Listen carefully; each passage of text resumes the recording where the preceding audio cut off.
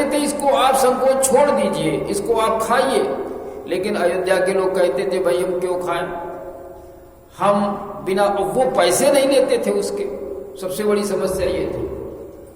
वो कहते थे हमको अपना आशीर्वाद दीजिए, हमको श्रेष्ठ बनने की प्रेरणा दी, हमें कृतार्थ करिए कि हम जंगल के वासी हैं और आप हमसे ये सब ले लीजिए तो हमें कुछ पुण्य मिल जाएगा, हमारा भी जीवन श्रेष्ठ हो जाएगा। तो क्या कहते हैं, हम ही कृतार्थ करने लगे और फल तृणय अंकुर ले।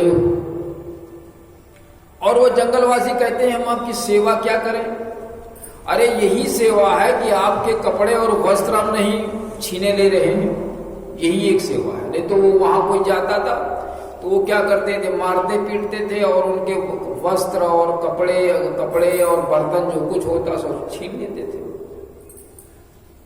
उनके पास पैसा तो होता नहीं, सब ऐसे रहते हैं जंगल में, जैसे आप देखते होंगे टेलीविजन में जंगलों में लोग कैसे रहते हैं वैसे ही वो सब रहा करते थे।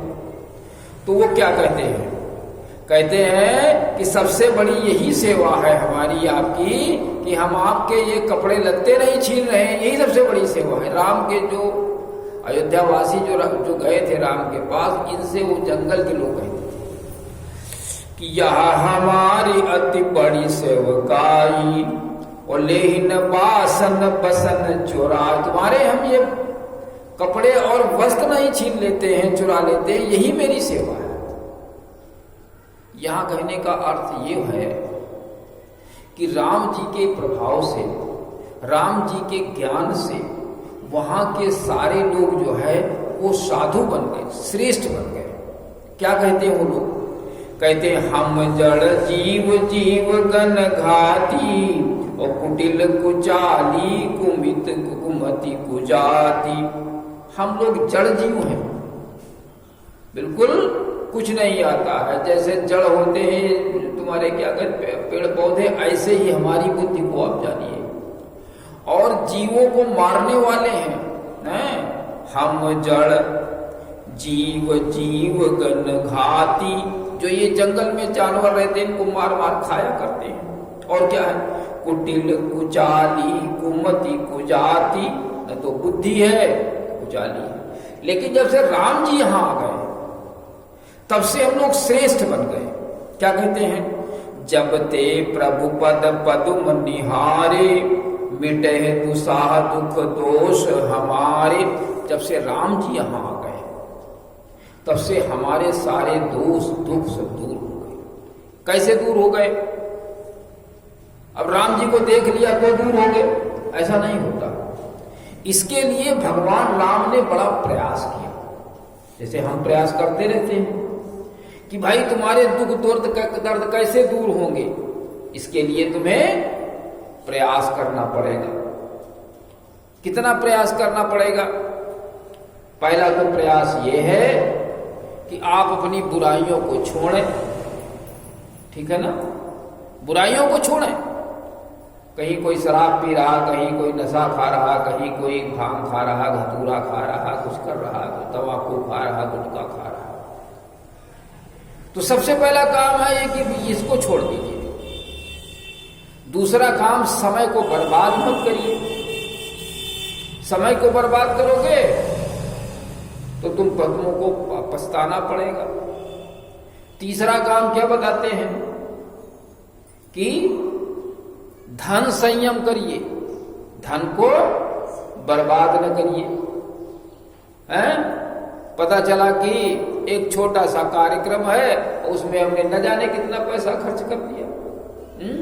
2-3 बच्चे किसी के हैं और उसने जो है अपनी सारी कमाई 3 बच्चों में इतने पैसे खर्च कर दिए, सारी जिंदगी के लिए वो बर्बाद हो गया, उसके बाद कुछ रहेगा नहीं, जो बूढ़ा हो जाएगा। है, कम से कम खर्च करो, है ना, कम से कम बचाने का बड़ी मेहनत से पैसा पैदा होता है, और आप ज्यादा खर्च कर देंगे तो कहाँ से आएगा फिर। तो इसलिए कम से कम में, है ना, जितना कम से कम हो सके उसका प्रयास करना चाहिए। आप लोगों को वेदों का ज्ञान होना चाहिए, वेद में हमारे क्या लिखा है। पूजा पद्धति में आप लगे रहते सारे दिन, ये कहीं तुम्हारे क्या कहते हैं, कहीं यहाँ बेलपत्र चढ़ाने जा रहे हैं, कहीं वहाँ फूल चढ़ाने जा रहे हैं, कहीं वहाँ चौपतियाँ पढ़ रहे हैं, और भगवान को खुश करने में लगे रहते हैं। पता चला भगवान खुश ही नहीं हो रहा है, जीवन बीत गया, जहाँ के तहाँ हम पड़े हुए हैं। वेद हमारे कहते हैं यज्ञ करो, हवन करो, भगवान हवन से भगवान की पूजा होती, हम उसको करते नहीं, करने नहीं जानते, तो भगवान कैसे खुश होगा? तो इसलिए ये सब चीजें भगवान राम ने लोगों को बताई, जो जंगल में रहते थे उनको बताई। जैसे हम यहाँ बताते रहते हैं कि कैसे आपको चलना चाहिए, क्या रास्ता आपका होना चाहिए, ऐसे ऐसे ऐसे भगवान राम को बताया तो उनके सारे कष्ट दूर हो गए। अब अच्छे आदमी बन जाएंगे तो कष्ट तो अधूरी हो जाएंगे ना, कमाई करेंगे, नशाखोरी करेंगे नहीं, समय बर्बाद करेंगे, ठीक है ना, लड़का हंस रहा है, तो ये सब करना पड़ता है, ठीक है। वो देखता है कि सब दारू पिए पड़े रहते हैं सड़क किनारे, तो घर वाले उठा के ले जाते हैं, पैसा खर्च किया, दिमाग खराब किया, घर वाले अलग परेशान ढूंढते घूम रहे हैं, कहाँ गए, पता चला वो सड़क किनारे पड़े। तो इस प्रकार से हमें अपने जीवन को सुधारना चाहिए। तो वो कहते हैं कि जब ते प्रभु पद पद्म निहारे, मिटे दुसा दुख दोष हमारे दोष मिट गए। केवल राम को देखने से नहीं मिट गए, राम के प्रयास से मिटे, हमें यहां ये सोचना चाहिए, ठीक है। अब ये सब सासुएं पहुंच गई तो सीता ने बड़ी सेवा की। सीता ने ये नहीं सोचा कि हमको घर से निकाल दिया है तो इनको पड़ा रहने दो भूखों, ऐसे ना, बहुत सेवा की, और इतनी सेवा की कि सबसे ज्यादा तकलीफ, सबसे ज्यादा दुख, सबसे ज्यादा कष्ट कैकेयी को। इतना पछता रही, कितने श्रेष्ठ बालक, इतनी सेवा करने वाली बहू हमने जो है घर से निकाल दिया। वो खूब पछता रही है। वो क्या कहती है, लखिसिय सहित सरल दो भाई, और कुटिल रानी पछतानी अघाई। हो पछता रही है, मैंने क्या कर डाला, इन सबको वनवास दे दिया। अरे ये वनवास करने देने योग्य हैं, कितनी सुकुमारी, कितनी सेवा वाली, और इसको मैंने वनवास दे दिया। बहुत पछता रही है। और वो कहती है कि धरती फट जाए तो हम इसी में मर जाएं, इतना कह के पछता रही है।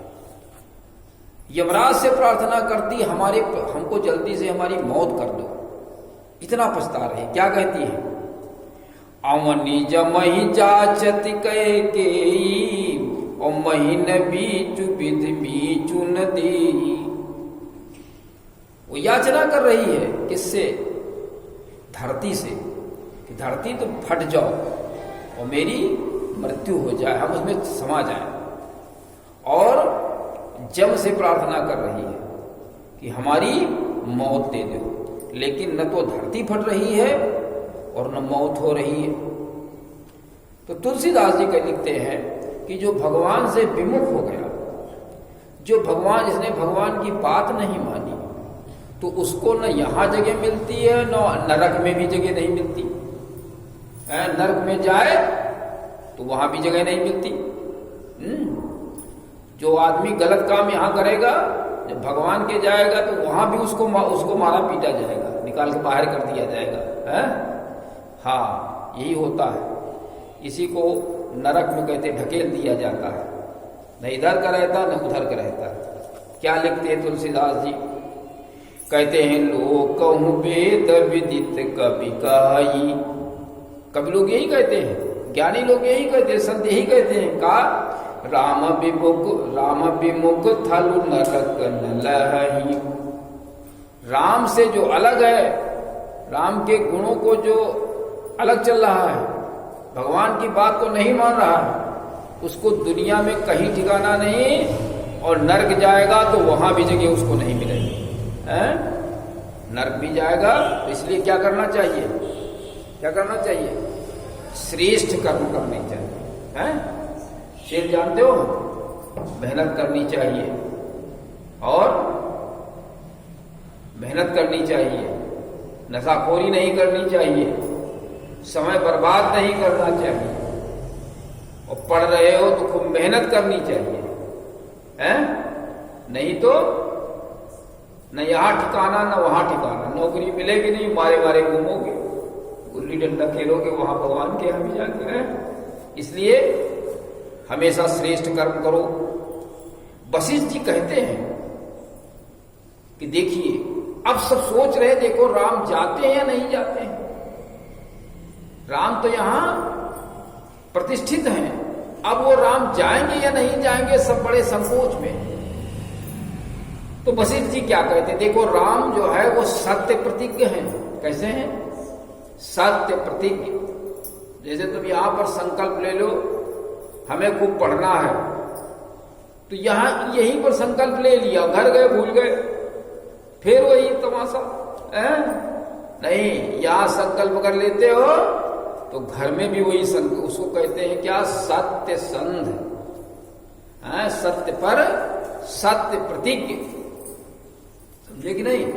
सत्य प्रतिज्ञ है। हम जब बाहर पढ़ने गए तो घर में मैंने संकल्प ले लिया था माँ जी के सामने कि हम पिक्चर नहीं देखेंगे। वहां अकेले गए, वहां उन्नाव में रहने लगे। हमसे बहुत लोगों ने प्रयास किया, चलो पिक्चर देखिए, हमने कहा हम नहीं जाएंगे, हमने संकल्प ले लिया है। 20 वर्ष रहे, 10 वर्ष बाहर, कभी मैं सिनेमा देखने कभी नहीं गया, मैंने संकल्प ले लिया। ऐसे संकल्प लिया जाता है, ठीक है ना? तो सत्य संग पालक श्रुति सेतु, राम कैसे हैं? सत्य संग, सत्य संग, सत्य प्रतिज्ञ है, जो कह देते हैं वही करते हैं, सभी को ऐसे करते हैं। पालक श्रुति सेतु, धर्म की मर्यादा को, वेद की मर्यादा का पालन करने वाले, उसके रक्षक हैं। आप लोग वेद पढ़ें और उसके ऊपर चले, तो क्या हो गया? धर्म सेतु पालक, ये धर्म सेतु के, धर्म की मर्यादा के आप रक्षक हो गए। सत्य संग पालक श्रुति सेतु, राम जन्म जग मंगल हेतु, राम का जन्म जग के मंगल के लिए हुआ। और गुरु पितु मातु बचन अनुसारी, गुरु माता पिता के वचनों के अनुसार चलते थे। और आजकल के लड़के क्या करते हैं? माता पिता की बातें नहीं मानते हैं, वो कह रहे हैं ये करो, सुनी नहीं रहे हैं। गुरु पित मातु वचन अनुसारी, खल दल दलन देव हितकारी, दुष्टों को नष्ट करने वाले हैं, दलन करने वाले हैं, देवताओं का मंगल करने वाले हैं, ठीक है ना? भरत जी भी राम की प्रशंसा कर रहे हैं, क्या कहते हैं कि सूर्यवंश में इतने राजा हुए लेकिन राम से बढ़कर के कोई नहीं हुआ। क्या कहते हैं? भानु वंश भय भूप घनेरे, अधिक एक ते एक बड़े, बहुत बड़े बड़े राजा हुए हैं, लेकिन जन्म हेतु सब कहाँ पितु माता, सभी का जन्म माता पिता से होता है। लेकिन आगे क्या? कर्म शुभा शुभ देहि विधाता, लेकिन जो शुभ है अशुभ है इनका जो फल है वो माता पिता नहीं देता, वो ईश्वर देता है, वो परमात्मा देता है। अच्छे कर्म करोगे तो परमात्मा अच्छा फल देगा, बुरा कर्म करोगे फल बुरा देगा। अब तुम कहोगे कि ये भगवान ही सब कर रहा है, भगवान को थोड़ी करता है, भगवान थोड़े ये करता है कि तुमको जो है वो चिलम लावे बाजार से और गांजा पिलावे आकर के ये करे और दारू पिला, भगवान कहीं कहीं ये करता है? हम ही जाते हैं ठेके के ऊपर, वहां से लेके आते हैं, पीते हैं। तो भगवान ही नहीं करता, इसको सब हम ही आप लोग करते हैं। इसलिए और जब फेफड़े खराब हो जाते हैं तो कहते हैं कि ये भगवान हमें कर रहा है, भगवान थोड़ी किया उसने हमने ही सब किया। तो आज शिक्षा लेने की क्या आवश्यकता है? पहली तो आवश्यकता यह है कि हम भगवान के गुणों के अनुसार चलें, श्रेष्ठ कर्म करें। दूसरी चीज, किसी को कुछ कहने से पहले उसको सोचें। जैसे यहां कैकेयी ने 2 वरदान तो मांग लिए, लेकिन अब पछता रही है कि धरती फट जाए तो मैं मर जाऊं। पहले नहीं सोचा, सबने समझाया, सब कहते रहे अरे अपने वरदान वापस ले लो, लेकिन उसने वो बात नहीं मानी। इस प्रकार से हमें किसी को कुछ कहने से पहले सोचना चाहिए, ठीक है ना। और बुरे कर्म करने वाले को न यहां जगह मिलती है और न नरक में जगह मिलती है,